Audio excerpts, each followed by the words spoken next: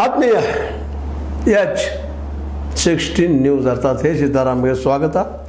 ನಾನು ನಿಮ್ಮವ MI ಅಥವಾ ಮಲ್ಲಪ್ಪ ಜೋದವ. ಆತ್ಮೀಯರೇ, ಧರ್ಮಸ್ಥಳದ ಬಗ್ಗೆ ಮೊದಲಿಗೆ ಬಂದ ತಕ್ಷಣ ಮಾತಾಡೋದು ಯಾಕಪ್ಪ ಅಂದರೆ ಅಲ್ಲಿಯ ಅನ್ಯಾಯಕೋರರು, ಅತ್ಯಾಚಾರಿಗಳು, ಕೊಲೆಗಡಕರು ಯಾರು ಇವತ್ತು ಜನಕ್ಕೆ ಗೊತ್ತಾಗಬೇಕಾಗ್ಯದ. ಬರೀ ಸಂಶಯ ಆಗ್ಯದ. ಪಾಪ ಹೆಗ್ಗಡೆ ಅವ್ರ ಹೆಸರು ಕೆಡಿಸೋದು ಬೇಡ ಆಗ್ಯದ. ಅವ್ರಿಲ್ಲದೆ ಹೋಗಿದ್ರೆ ಮತ್ತಾರು ಮಾಡಿದ್ರೆ ಅನ್ನುವಂಥ ಪ್ರಶ್ನೆಗಳು ಅಲ್ಲಿದ್ದಾವೆ.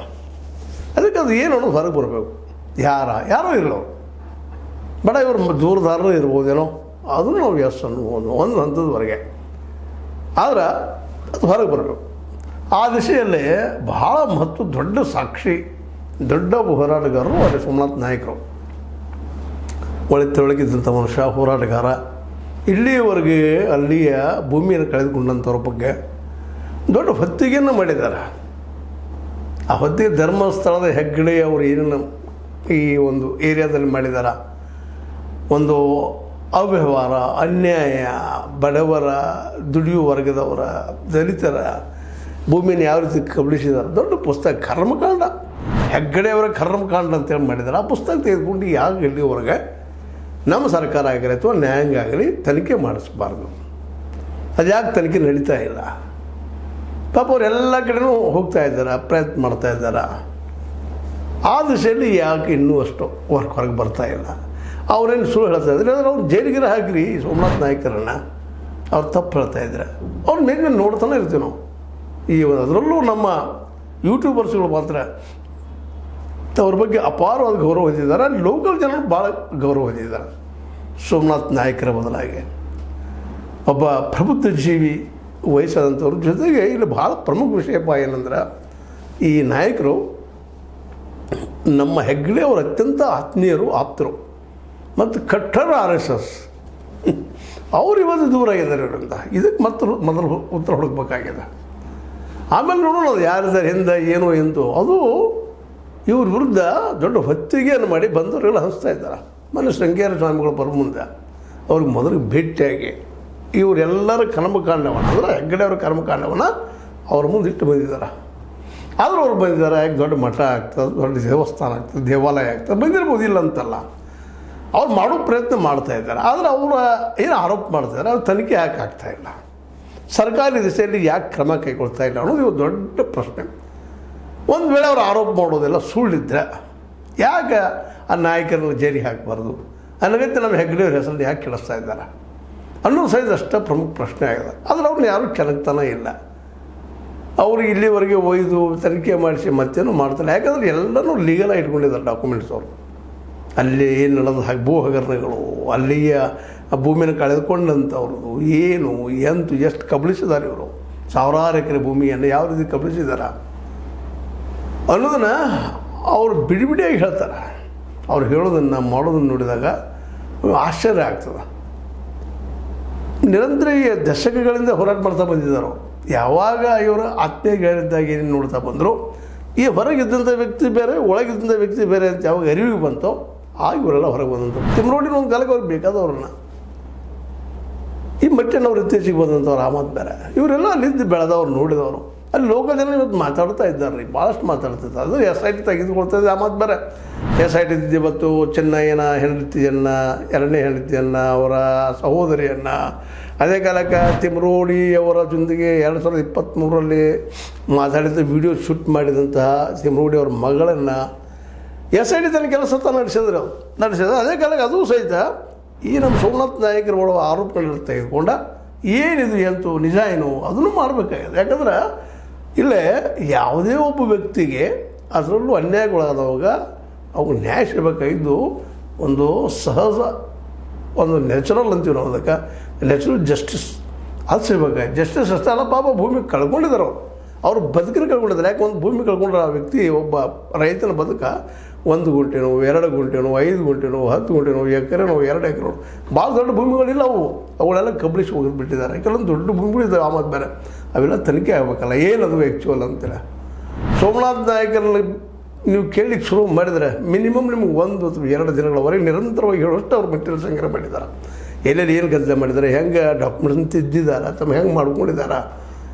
ಮೂಲ ಗುಡಿ ಆಸ್ತಿ ಇವತ್ತಿರೋದ ಅದು ಸಹಿತ ಅವ್ರು ತಮ್ಮ ಸ್ವಂತ ಆಸ್ತಿ ಮಾಡಿದ್ದಾರೆ. ಈಗ ಹಂಗೆ ನೋಡಿದ್ರೆ ಮಂಜುನಾಥ ಸ್ವಾಮಿ ಅದು ಏನು ದೇವಾಲಯ ಇದೆ ಅದು ಸಹಿತ ಅವರ ಮಾಲೀಕತ್ವದಲ್ಲಿದೆ ಅಂತೇಳಿ ಹೇಳ್ತಾರೆ ಅವರು ಸೋಮನಾಥ ನಾಯಕರು. ಅದಕ್ಕೆಲ್ಲ ಡಾಕ್ಯುಮೆಂಟ್ಸ್ ಕೊಡ್ತಾರೆ, ಎವಿಡೆನ್ಸ್ ಕೊಡ್ತಾರೆ, ಮಾತಾಡ್ತಾರೆ. ಮತ್ತು ಮಾವುತನ ಕೊಲೆ ಆಗಿದ್ರ ಬದಲಾಗಿ ಆಗಿರ್ಬೋದು, ಅವನ ಭೂಮಿ ಬದಲಾಗಿ ಆಗಿರ್ಬೋದು, ಯಮನಾರ ಕೊಲೆ ಬದಲಾಗಿ ಆಗಿರ್ಬೋದು, ಇವರೆಲ್ಲರೂ ಕೊಲೆಗಳ ಬಗ್ಗೆ ಅವ್ರು ಹೆಂಗಾಯಿತು ಏನಾಯ್ತು ಅದೆಲ್ಲ ಹೇಳ್ತಾರೆ. ಅದ್ರ ಜೊತೆಗೆ ಲೋಕಲ್ ಜನರು ಹೇಳ್ತಾರೆ. ಆದರೆ ಇವು ಆಗಿ ಭಾಳ ವರ್ಷ ಅದು ಅಲ್ಲಿಯ ಪೊಲೀಸರು ಇನ್ನುಳಿದವರು ಎಲ್ಲರೂ ಅದನ್ನೆಲ್ಲ ಮುಚ್ಚಿ ಹಾಕಿದ್ರಿಂದಾಗೆ ಈಗ ಅಲ್ಲಿ SIT ಏನು ಹೇಳ್ತದಪ್ಪ ಅಂದ್ರೆ ಮೊನ್ನೆಲ್ಲ ಹೋದಾಗ ಕುಸುಮಾವತಿ ಅವರು, ನಮ್ಮ ಸೋಜನ ತಾಯಿ, ಇನ್ನುಳಿದವರು, ಈಗ ಪದ್ಮಲತಾ ಅವ್ರಿಗೆ ಸಂಬಂಧಿಸಿದಂಥವರು, ವೇದವಲ್ಲಿಗೆ ಸಂಬಂಧಿಸಿದವರು ಕಂಪ್ಲೇಂಟ್ ಮಾಡಿದಾಗ SIT ಹೇಳ್ತದೆ ನೀವು ಕೋರ್ಟ್ ಥ್ರೂ ಬರ್ರಿ ಮಾಡೋಣ ಅಂತೇಳಿ. ಅದಕ್ಕೂ ರಿಸ್ಟ್ರಿಕ್ಷನ್ಸ್ ಇದಾವೆ. ಅದಕ್ಕಿರೋ ಅದು ಸುಪ್ರೀಂ ಕೋರ್ಟ್ ಆರ್ಡರ್ ಮಾಡಬೇಕು ಅದರ ತನಿಖೆಗೆ. ಸೌಜನ್ಯ ಕೇಸಲ್ಲಂತೂ ಸುಪ್ರೀಂ ಕೋರ್ಟ್ ಆಜ್ಞೆ ಮಾಡಬೇಕಾಗ್ಯದ.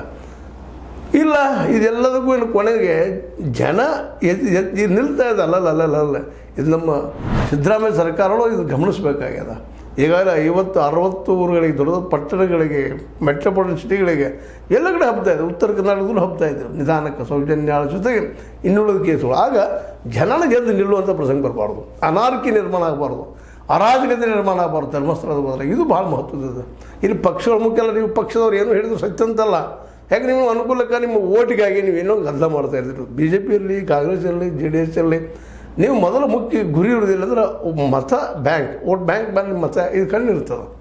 ಹೀಗಾಗಿ ನಿಮಗೆ ಅನುಕೂಲವಾಗಿ ಮಾತಾಡೋದಲ್ಲ, ಇಲ್ಲ ಸತ್ಯ ಜನ ಮಾತಾಡ್ತಾ ಇದ್ದಾರೆ. ಇವತ್ತು ಜನಸಾಮಾನ್ಯರು ಮಾತಾಡ್ತಾ ಇದ್ದಾರೆ. ಅದಕ್ಕೆ ಆ ದಿಶೆಯಲ್ಲೇ ಸೋಮನಾಥ್ ನಾಯಕರ ಏನು ಆರೋಪ ಮಾಡ್ತಾ ಇದ್ದಾರೆ, ಒಬ್ಬ ಹೊತ್ತಿಗೆ ಪುಸ್ತಕ ಏನದು ಅದನ್ನು ಸಾರಾಸಗಟಾಗಿ ಯಾಕಪ್ಪ ತನಿಖೆ ಮಾಡಬಾರ್ದು, ಏನದು ಅದರಲ್ಲೇ ಏನು ಹೇಳುವಂಥ ಹೆಗ್ಗಡೆಯವ್ರ ಮೇಲೆ ಆರೋಪ ನಿಶ್ಚಿತನ ಇಲ್ಲ ಸುಳ್ಳು ಹೇಳ್ತಾ ಇದ್ದಾರೆ ಸೋಮನಾಥ್ ನಾಯಕರು ಸುಳ್ಳು ಹೇಳ್ತಾ ಇದ್ದಾರೆ. ಅವ್ರೂ ಒಳಗೆ ಹಾಕಿಬಿಡ್ರಿ, ನೋಡ್ರಿ ಅದು ಏನದು ಅನ್ನೋದು ಎನ್ಕ್ವೈರಿ ಯಾಕೆ ಮಾಡ್ತಾ ಇಲ್ಲ. ಅದಕ್ಕಾಗಿ ಇವತ್ತು ಪಾಪ ಹೆಗ್ಗಡೆ ಅವರು ಪ್ರಾಮಾಣಿಕರು ಇರ್ಬೋದು, ನಾವು ಇವತ್ತಿಗೂ ನೋಡಿ. ಯಾಕಂದರೆ ಎಲ್ಲಿವರೆಗೆ ಆರೋಪಗಳು ಸಿದ್ಧ ಆಗೋದಿಲ್ಲವೋ ಅಲ್ಲಿ ತನಕ ಅವರು ಆರೋಪಿ ಅಪರಾಧಿ ಅಲ್ಲ. ಅವ್ರ ಬಗ್ಗೆ ನಾವು ಅಪರಾಧಿ ನಡೆದುಕೊಳ್ಬಾರ್ದು, ಅವ್ರಿಗೆ ಅಪಮಾನ ಮಾಡಬಾರ್ದು, ಸರಿ. ಆದರೆ ಅದು ತನಿಖೆ ಆಗಿ ಅದ್ರ ರಿಸಲ್ಟ್ ಹೊರಗೆ ಬರಬೇಕಲ್ಲ. ಎಷ್ಟು ವರ್ಷ ಆಯಿತು? ಕಳೆದ 1979 ನಡೀತಾ ಬಂತಂತ ಹೇಳ್ತಾಯಿದ್ರೆ 79ರಲ್ಲಿ ಘಟನೆ ವೇದವಲ್ಲಿ ಅವ್ರದ್ದು. ಅವೆಲ್ಲ ಮುಚ್ಕೋದು ಬಂದುಬಿಟ್ಟಿದ್ದು. ಅಂದಲ್ಲಿ ಪೊಲೀಸ್ ಮುಚ್ಚಾಗಿದ್ರು. ಇದೆಲ್ಲ SIT ಮಾಡ್ತಾ ಇದೆ ಕೆಲಸವನ್ನು. ಆ ಹಿಂದಿನ ಪೊಲೀಸರು ಯಾರಿದ್ದರು, ಎಂತಿದ್ರು, ಅಲ್ಲಿ ಅಧ್ಯಕ್ಷರು ಯಾರಿದ್ದರು, ಏನೇನು ವರ್ಕ್ ಮಾಡಿದ್ರು, ಅವರು ಏನು ಮುಚ್ಚಿ ಹಾಕಿದ್ರು, ಏನಿಲ್ಲ ಎಲ್ಲರೂ ಎನ್ಕ್ವೈರಿ ನಡೆಸಿದಾರೆ. ಆ ಮಾತಾರೆ SIT ಬಗ್ಗೆ ಇವತ್ತು ಪ್ರಶ್ನೆ ಇಲ್ಲ. ಆದರೆ ಆದಷ್ಟು ಜಲ್ದಿ ಮೊದಲು ಇದಾಗಬೇಕಾಗಿದೆ. ನಮ್ಮ ನಾಯಕರೇನು ಆರೋಪ ಮಾಡ್ತಾ ಇದ್ದಾರೆ, ನಾಯಕರ ಆರೋಪಕ್ಕೆ ಉತ್ತರ ಸಿಗಬೇಕಾಗಿದೆ. ಯಾಕಪ್ಪ ಅಂತಂದ್ರೆ ನಾಯಕರು ಮಾಡೋ ಘೋರವಾದ ಆರೋಪಗಳು ಹೆಗ್ಗಡೆಯವ್ರ ಮೇಲೆ ನೇರ ಆರೋಪಗಳಿದ್ದಾವೆ. ಆರೋಪಗಳು ಕ್ಲಿಯರ್ ಆಗಿರಿ, ಪಾಪ ಹೆಗ್ಗಡೆಯವರು ಸ್ವಚ್ಛ ಆಗಿರಿ, ಹೌದು ಪವಿತ್ರದಲ್ಲಿ ಜಗತ್ತು ಗೊತ್ತಾಗಿರಿ. ಈ ನಡುವನು ಒಂದಿಷ್ಟು ಸುದ್ದಿಗಳು ಬರ್ತಾ ಇದ್ದಾರೆ. ತಮ್ಮ ಹೆಗ್ಗಡೆ ಪದವಿಯನ್ನು ತಮ್ಮ ಸೋದರರಿಗೆ ಕೊಡ್ತಾ ಇದ್ದಾರೆ. ನಮ್ಮ ವೀರೇಂದ್ರ ಹೆಗ್ಗಡೆ ಅವರು ವಯಸ್ಸಿನ ಆಧಾರದ ಮೇಲೂ ಮತ್ತೇನೋ ಕಾರಣಕ್ಕಾಗಿಯೋ ಅವ್ರು ವಿರೋಧಗಳು ಹೇಳ್ತಾರೆ, ಇಲ್ಲ ನಾವೇನು ಬೆನ್ನು ಹತ್ತಿದ್ದು ಇದು ಸಿದ್ಧ ಆಗ್ತದೆ, ಅದಕ್ಕೆ ಬಿಟ್ಟು ಕೊಡ್ತಾ ಇದ್ದಾರೆ ಹೆಗ್ಗಡೆ ಪದವಿಯನ್ನು ಅಂತೇಳಿ.